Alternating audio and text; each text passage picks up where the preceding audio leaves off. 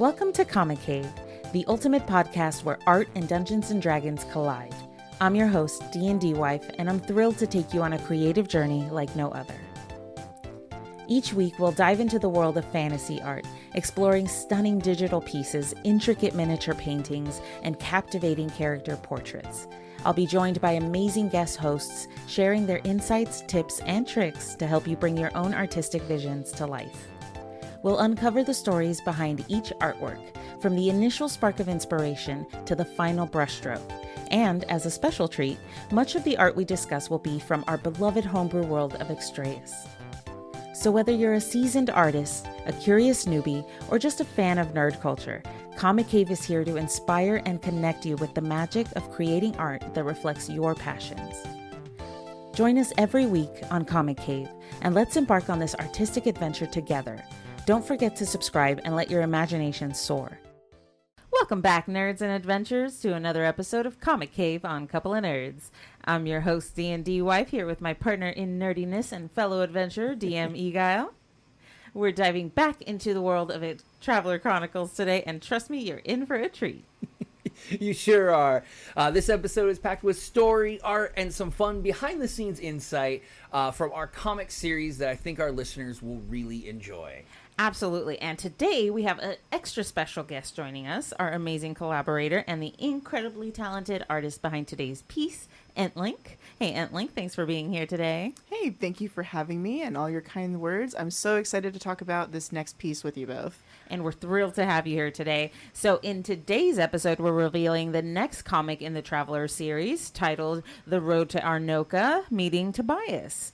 This piece is packed with details, dynamic poses, and some incredible storytelling moments. And of course, we'll be breaking down the artistic process behind it, panel by panel.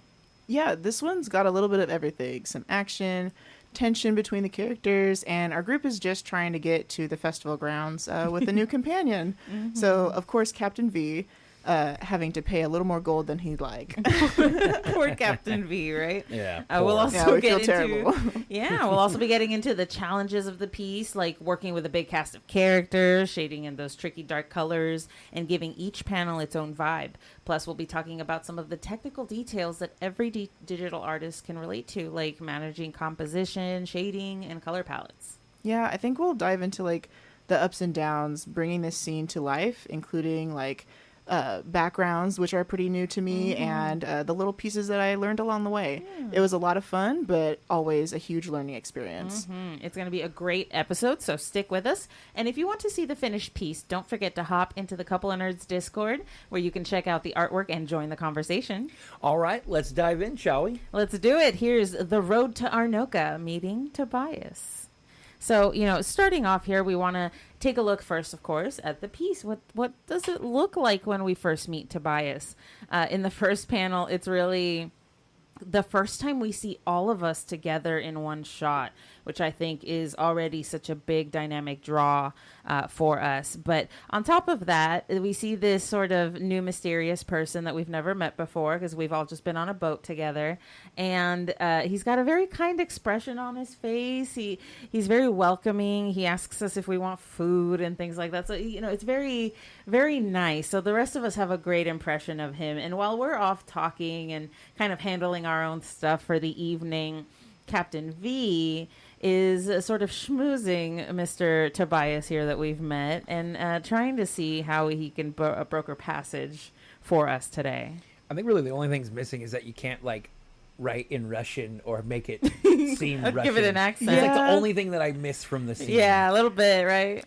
It's funny you say that, because in later comics, as I've been kind of refining it and switching to instead of handwritten bubbles, I think it'd be really cool to find a Russian inspired typeface, and we could use that for Tobias. Yeah. I think that might help fulfill that gap a little bit. Right, so give cool. it a little more theming. Sorry to go off topic. I just was not at all. I was from the scene, I was like, man, if you just could hear Tobias's voice. Right, it's Definitely. perfectly on topic for art, and I think that'll go a long way to conveying sort of Tobias's speech patterns. That's a perfect note. I think that everyone should have their own typeface to like signify a little bit more about the character. I really like that. Absolutely. And can you tell us a little bit about what the second panel looks like here? So like you were saying, like V is trying to schmooze and get a good deal with this Leona that we've just met.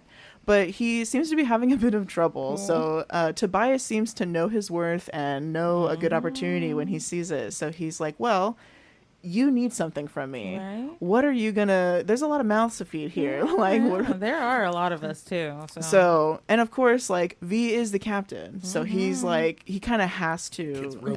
Exactly. And we see Miss Drexel pointing that out here. His new recruit. So I put them kind of like in their little mid-ground together with Tobias. Like a little huddle. So it kind of like helps already illustrate like the little factions that were forming within the group in the very early stages. Yeah, the little groupings we had. I like that. And then in that last panel, you can see that V is finally opening his purse. He's dejected and resigned to having to pay this fee for everyone, not all of whom are technically like his friends yet. He's just got to kind of transport them. Yeah, like he didn't have to pay for Luna, but he did, inadvertently did, just because I happened to be with all of y'all. But the obligation had ended at us landing at the Mirroring Continent. So that was interesting. Luna's all too happy to be quiet and yes, go ahead. I'm not gonna balk at free passage, not one bit. Never say no to a free meal. Yeah, and I like the little like happy expression that Tobias has once he sees that coin purse open up, and it's like, all right, we got some business. It's just the hand, the like the middle one where it's just the hand kind of hanging out there. It's just like that quintessential like, every time you get like luggage picked up where they just go, you have to pay me, like, and you're gonna. Right, you need me, bro. So it's just like that hand there, like the posture of it is like that clear, like that tip hand that just kind of like holds out. I really like that in the second panel. Oh yeah, absolutely. And then I know you had mentioned you really liked the some of the background details, like Bricky and Bogbean playing a little game in the background. Can you give us a little insight, like how you drew that, why you put that in the background? Oh, yeah. I wonder why. Right. Like it was a really fun like flavor text that was added like at the table just when like the idle times when other characters were doing stuff. So I thought that was a really fun like thing to incorporate into the comics, and it was actually really fun to draw, even just because like in learning to do like backgrounds, like in digital art it's really easy to zoom in just because you can. True. But I had to kind of make myself like keep zoomed out and just draw simpler forms. That way they're still readable and we can still enjoy their little like patty cake playtime like from afar. It's not getting lost in the sauce. Because if you did it the other way, they would just be so they'd probably be blobs. Yeah. And you'd have all that detail in there, but we wouldn't be able to see it. It would get lost, or like you would have to. It's definitely something that I've had to get used to with digital art, is like stop myself from zooming in so much, simplify the forms. Like not everything has to be like as detailed as it would be. You're trying to like still have the focus on the characters in the foreground. I think it's also kind of follows that rule that I see sometimes in anime and manga as well, where like it helps to denote distance. So like the further away, the less detail there is. And we see that too in our own personal perspectives when we look at things from close up versus far away. There is much less detail. So it kind of makes sense that the further off they are, the less there will be to look at. And it'll just be more like the gist of what that person looks like. Totally. Which did help me out, like balancing other elements of the comic with like, because everyone was in the scene, I wanted to make sure that there was like full color and make it really, really special. I like that. As like a little, behind the thing scenes. I thought this was funny too, because obviously there denotes like you guys are like, oh, Captain V had to pay this. No one really knew like how much he actually started with. In fact, like I'm laughing because as the DM and as well as I know with the player, it was nothing to them. Oh yeah. So like it's so funny because the comic portrays this, but like in reality, like the amount of money that like V was actually sitting on at the time was like actually a pretty disgusting amount for a starting player. Right. And so it was should really, not have had that much. But it was so funny because now you see it's like, oh, he did this. He's but it's like He was even reluctant when he had tons of cash. And Tobias even thought at the time, like, I remember it was a running gag for a while that he got one over on him. That he really overcharged thought- him and everything too, which, you know, it's still nothing to him, but he made such a stink about it. Yeah, that is pretty funny. It shows definitely he's very tight with his coin purse. He doesn't like letting go if he doesn't have to. But yeah, I mean, what would you say out of all of the elements so far? What would you feel is like maybe your favorite piece that stands out in the 3 panels? Personally, I just really like Drexla in this. I like the expressions she has on her face, even though she's a little less detailed because she's obviously smaller and she's as far away as some of the other characters. So she's got to have a little less detail. But I really think that her facial expressions give her so much life. Despite having those like little differences in detail, it's just so cute. And she's also got like you're the captain, so like that shrug sort of, you get that vibe, you really get that emotion coming through. I feel like it's going to be a lot of that as it moves on with the comics, because Drexla is kind of that little like in every scene because she's so small, so she can always be kind of expressive much more than you'd get probably with the larger characters. Right. And if she's not interacting directly in the scene, she could be like somewhere in the corner doing something crazy or something because she's so small. Like a little sprite just kind of zooming around. Just seeing a little pink like flare going somewhere would be so perfect for her. I do really appreciate that, you pointing that out with Drexla, because this I was struggling with like her smaller features, and so I did kind of give her more of like a Mega Man build. I gave her like the chibi thicker legs, so it really kind of, I feel like it really helps read better. I thought it so too. I'm so glad that it is. I really liked it. I thought it was great. It's a lovely addition. I think it fits also with like the comic theme that you're going for with the panels and everything. It really fits in nicely. Thank you. Yeah, absolutely. And then I think my favorite parts out of this is going to be, I mean, definitely like my character playing patty cake in the background is super cute, but I have to say like V's expressions of just like, you know, knowing he has this money he's sitting on, but he's still so reluctant. He's looking to his new partner in crime, like, you know, they've known each other for maybe a week, maybe a few days, and he's like, really?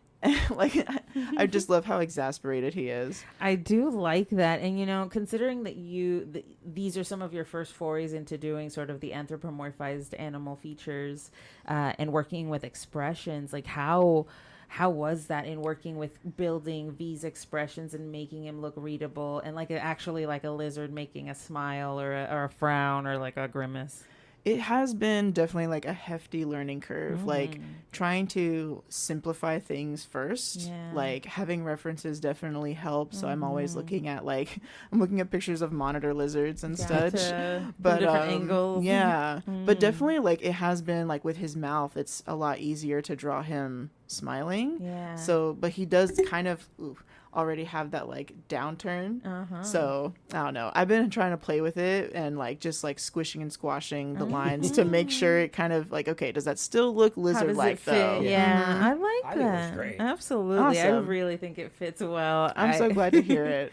Especially like the first one, just the different changes in his expression where it goes from very carefree and casual to like, oh, I don't want to do this. There's a distinct like change as you go down the panels. It's pretty fun to watch, and it really helps sell the piece as this emotional, like full of life sort of piece, which is always integral, I think, to a piece of art. You know. Awesome. I'm really glad that reads, because it's definitely like. I would say like it's still very stationary in like the paneling because we are focused on Captain V, but I'm really glad that there's still enough variation, like even with like that hand kind of just like outstretched to like, hey, I'm still here, but like, you know, this is enough, this is enough to kind of portray the tension that's going on. And what's being asked here, you know, it really gives that vibe. And speaking of, you know, the different expressions and everything in the panels, I really want to know the kind of challenges you worked with. We already talked a little bit about the challenge with expressions, but specifically, this is the first time that you have placed all of us, I think there's 6 of us, in a comic panel together. And so there's got to be a lot of challenges in putting so many people into one piece. Can you tell us a little bit about that process, how you figured out where everyone would go and look like? Definitely. That's a really good point. And I did play around with like drawing little thumbnails at first where it's like, okay, like I don't want people to necessarily be like over each other or like overlapping in like weird ways that it's not readable, but also not like where it's just like cookie cutter pasted where it looks kind of unnatural. Gotcha. So I tried to there's this tip where it's called hanging your characters. So you have the horizon line or whatever you decide is your horizon line, and like it's like the like say like the character's head, like say Captain V's head would be like where the horizon line is. Like in the vicinity of that, you want to keep the other characters' heads. You know what I mean? Like keep it consistent, because it still will like it kind of conveys like the distance without it looking wonky. I see that. I see where you've kept everyone sort of in a similar line of sight, even though despite the fact that some of their heads might be bigger due to proximity.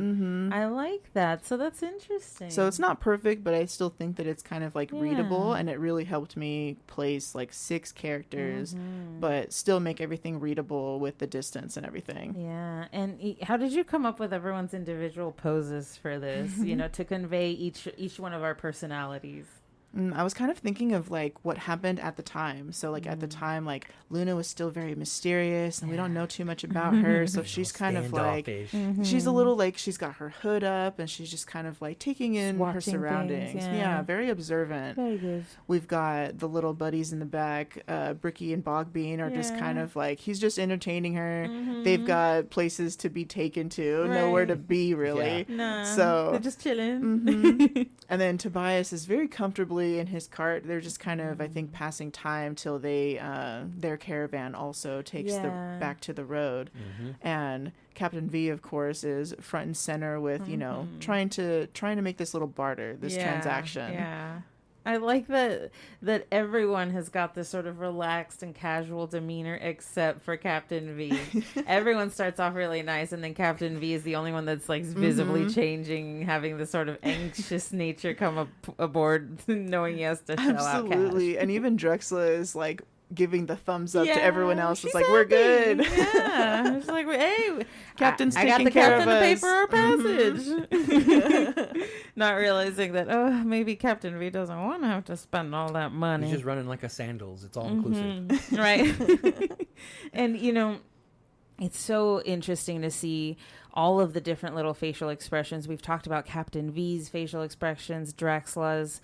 It's so interesting to see how they denote not just the expression, but like who the characters are, right? We see the irritation of Captain V definitely shows like the leadership role he's taken at this time, where he's sort of leading the group. He's in charge of where we're going, who's being paid to do things. So it denotes, right, I'm in charge of these people. Okay, fine. That means I have to pay. That means, and it's sort of this reluctant leadership. You get that vibe through this, which I think is really well done. I love the reluctant leader trope. And I love how that like grows and changes with the group, especially with, you know, the juxtaposition of the really playful characters in the background who are just totally oblivious. Or, they so have no idea. Playful ignorance. They don't care. They're just like, all right, what next? Right. And Tobias' sort of cheeky nature, I really like that, because it's the sort of benign, really fun but nice sort of sassiness, I guess you could call it, that really embodies his player,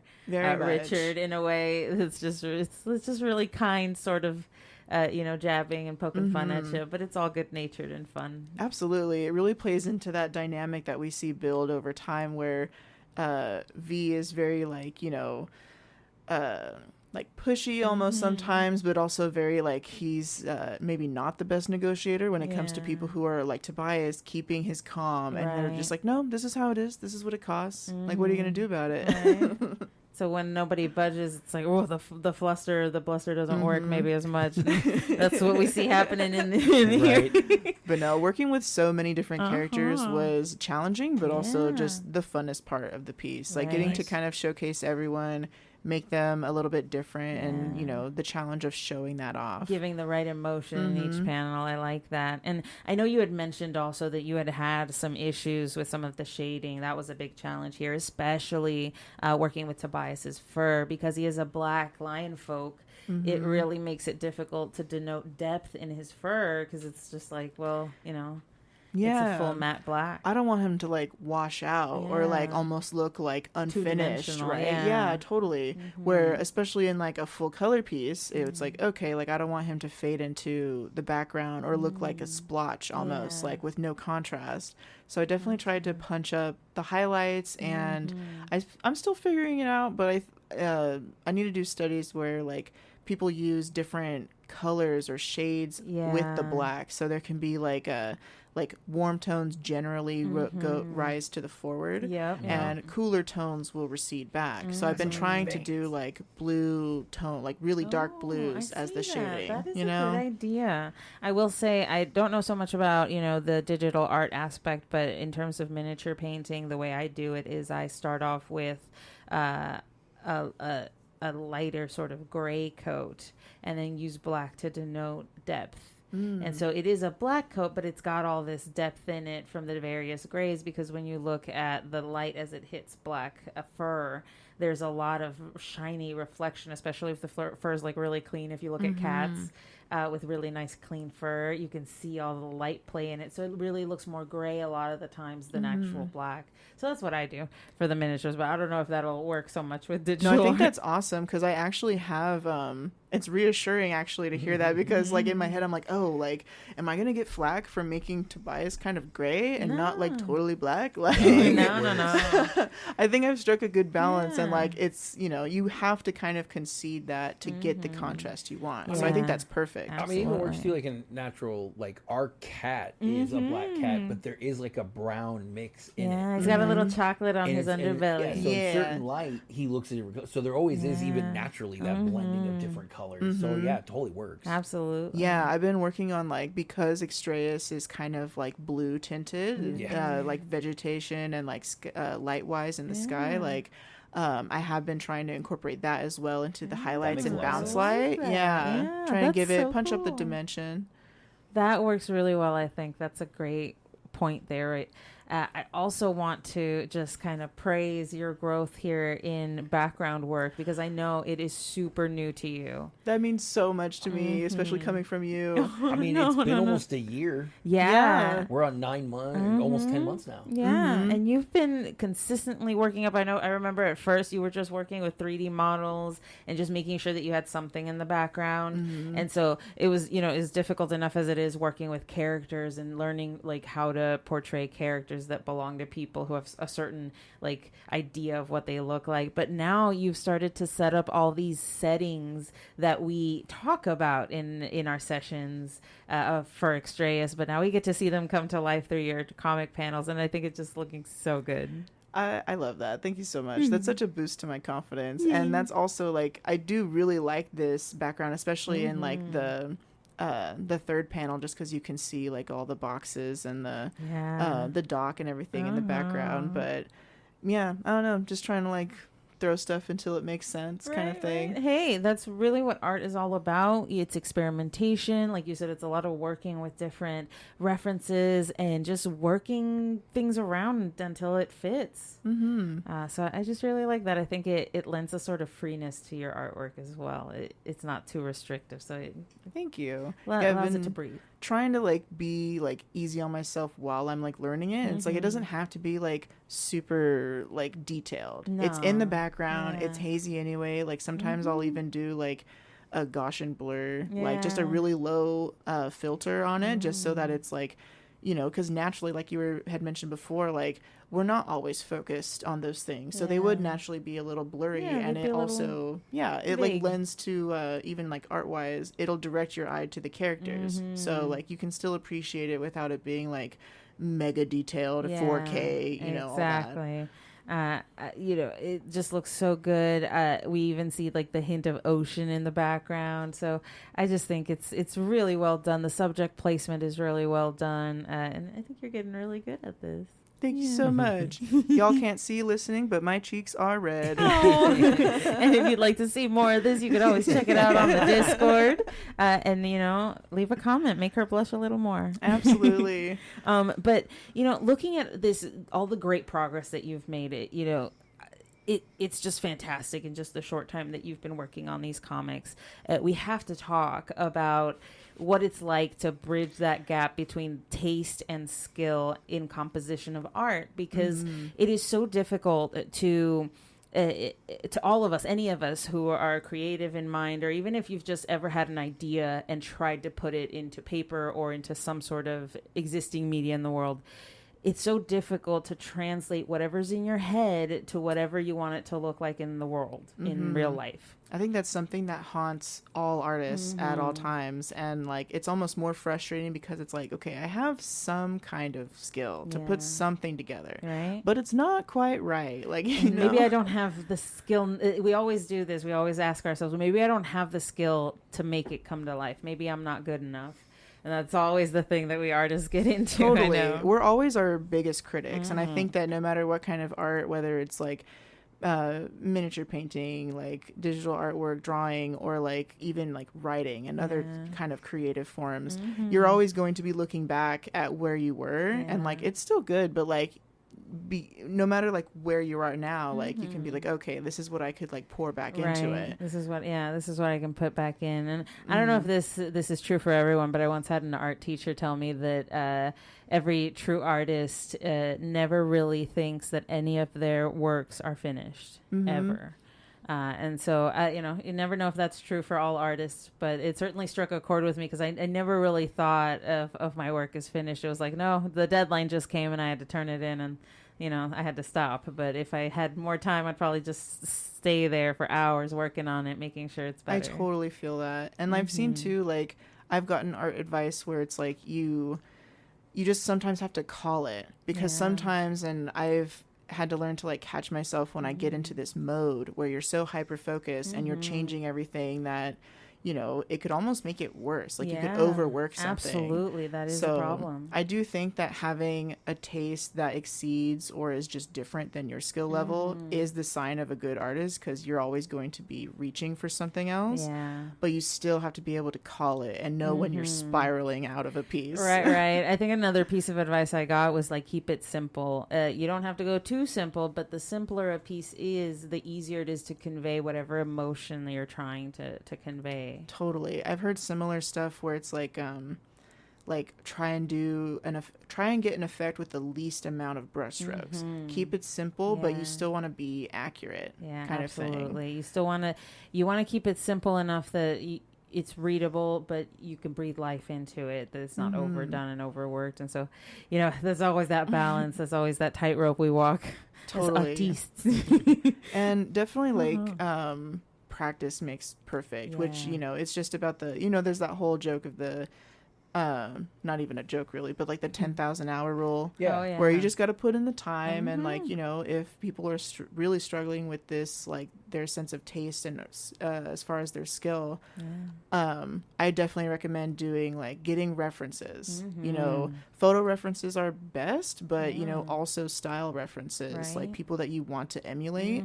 Like, it is hard because for myself, like, I want to be like, I'm like, oh, I see this great artist, I want to be like them. But then I see this other totally different artist. I'm like, ooh, what if I was like them? Too, yeah. So it's like, it can be difficult to find where you really like want to pursue, but there's always benefit to be had by like doing studies, gathering references. It's how you pick up new skills and new things. Just keep at it. Yeah. Building vision boards, things like that. I know it sounds corny, but it really helps to set the theme as well, to set your colors as well, to plan that out in advance is actually kind of helpful. Just like if you're planning out really anything, right? You don't go on a trip and just be like, I mean, some people do, but like most of us don't just go on a trip and just like, I'm going to take whatever flight happens to be available. Like, nobody really does it. We tend to book flights. We tend to book hotel rooms. We tend to plan things. And so the same thing goes towards an art piece, I think, is the more you plan it out, the easier it'll be to then translate whatever it is you wanted into reality. Totally. Yeah, you don't spend all that time kind of wish-washing back and forth. You have the plan set out from the get-go. Absolutely. You're more focused. Absolutely. And I think one of those things is how you've started to incorporate backgrounds into your art. It's really shown how you've come a long way. And is there, anything that you'd like to leave sort of an advice to people that would help with, I guess, picking up a new skill? I think it would just be like, don't be so hard on yourself. Like, you can even see people like, I forget his name, but the author for One Punch Man. If you see his original web comics, it's just like chicken scratch, but like it's stick figures. Yeah, but it's like endearing in its own way. But then you can see exactly, it's like the foundation. Even if you're seeing like most great artists, like and like intermediate artists, I would say maybe like myself would be like, if you see the entire process from start to finish, like on a time lapse, like I usually cut it out, but there's a lot of points where it's very loose, ugly, you know, you can't really make out what it is. You just do like sort of the idea of exactly, like you're being really rough with it.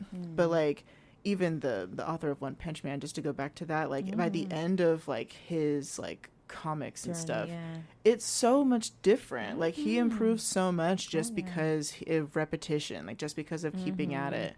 And, you know, your brain will eventually make those connections. Absolutely. It just gets better and better with time. And like you've pointed out so well, even the best artists are growing and are still growing. None of us ever finish. So it's not an excuse not to pick up a skill. If you like art, if you love it, we encourage you, go out there and try it out. Just try it out. You never know. Absolutely. It might look bad to start with, but it doesn't have to stay that way if you keep practicing. And making bad art is worthwhile. It's part of the process too. Yeah. I mean, there's a lot of modern art out there that sells for millions and it's just like a splash on a canvas. Everyone's got a taste for something. You know, you'll find your niche. Absolutely. And then, you know, we also talked about specifically setting up color palettes, especially when working with such a large piece. This is also a piece where you've worked with the most amount of colors with. And so how did you focus the content more to keep like the theming with the characters as well as the world itself? Definitely. Like I try to incorporate like it's not so much evident in this piece, but like even just like a slight overlay of that like bluish color from the sky to kind of like make everything a little cohesive. I try to have like a running color palette in a different file for like the base colors. I definitely try to make sure to set to put all of my filters off and then select the color, so I'm not sampling a color that has like some effect on it or whatever, like a different filter, because I have made that mistake before. But just trying to have like a consistent, like keeping track of your colors in a separate file to be consistent when you have like a character, just so that you're not like color picking is good, but it's nice to have a place to start if you're just doing something and to store plain. them in, so you're not just wondering, oh well, I guess I did pick that, but I don't remember what the name is, and now I can't find it again. Totally. Right. Or when you use the wheel to make like a specific custom color, that's always tough. Okay. But yeah, I have like a running little file where there's just different like splotches for like Tobias, for V, for Drexla. So it's like all their kind of like skin tone, hair color, outfit colors and stuff like that. Okay, that's some really good advice. Thank you so much. Like you said, just kind of like putting in the planning, you know? Absolutely. I think the planning totally helps. And it sucks because as artists, we want to just like get down in there. But like I do a lot more writing in my notebook and like, you know, just charting to work of out things. what it looks like. Absolutely. And that, dear nerds and adventurers, wraps up another fantastic episode of Comic Cave. We hope you enjoyed our deep dive into the road to Arnoka, meeting Tobias, and hearing all about the artistic process behind this incredible piece. Yeah, and we really enjoyed breaking down the dynamics of this comic, from Captain B's struggles to parting with his gold to all the little fun background details like, Bogbean and Bricky playing patty cake. We definitely had a blast. And a huge thank you to our guest artist, EntLynk. Your insights and work really brought the Traveler Chronicles to life in such an amazing way. We can't wait to see what you create next. Thank you both. It was so much fun being here and chatting about the process. I'm thankful and excited to keep bringing more and more moments like these to life. If you haven't already, make sure to check out the finished piece over on Couple of Nerds Discord. You can see all the details we've been talking about and join in on the discussion. We'd love to hear your thoughts and theories. And don't forget, if you enjoyed this episode, be sure to like, subscribe, and leave us a review. It really helps the podcast grow and keeps us bringing more fun and nerdy content your way. Absolutely. And if you've got any ideas or suggestions for further episodes, whether it's more comics, miniatures, or art breakdowns, drop them in the Discord or in our social media. We love hearing from you. Thank you for joining us on this episode of Comic Cave. We hope you feel inspired to create and explore new artistic horizons. Before we go, we'd love to stay connected with you. Join our Couple of Nerds Discord community to share your own artwork, connect with fellow artists, and submit your ideas for future episodes. We can't wait to see what you create and hear your suggestions. And don't forget to check out our Couple of Nerds YouTube channel, where we showcase the artwork discussed in each episode. Watch detailed videos that highlight the inspirations, techniques, and stories behind each piece. Stay tuned for more episodes, where we'll continue to dive into the vibrant world of fantasy art and Dungeons & Dragons. Your creativity is the heart of Comic Cave, and we're excited to see it shine. Make sure to subscribe to Comic Cave, leave us a review, and spread the word. Until next time, keep creating, stay inspired, and may your imagination know no bounds. This is DnDWife signing off. Happy creating, everyone.